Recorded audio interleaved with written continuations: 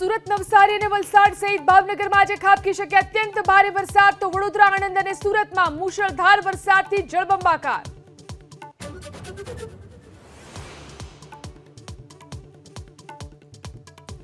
ભારે વરસાદથી રાજ્યભરમાં જનજીવન પ્રભાવિત, વિવિધ દુર્ઘટનામાં વધુ 8ના મોત, 200 થી વધુ લોકોના રેસ્ક્યુ, 17 સ્ટેટ હાઈવે પર ખોરવાયો વીજ પુરવઠો.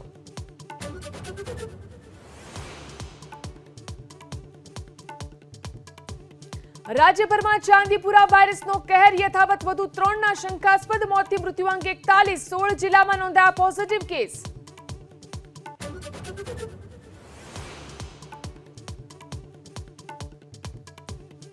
સંસદના ચોમાસુ સત્રનો આજે ચોથો દિવસ, બજેટ પર ચર્ચા સમયે આજે પણ લોકસભા અને રાજ્યસભામાં હંગામાના અણસાર.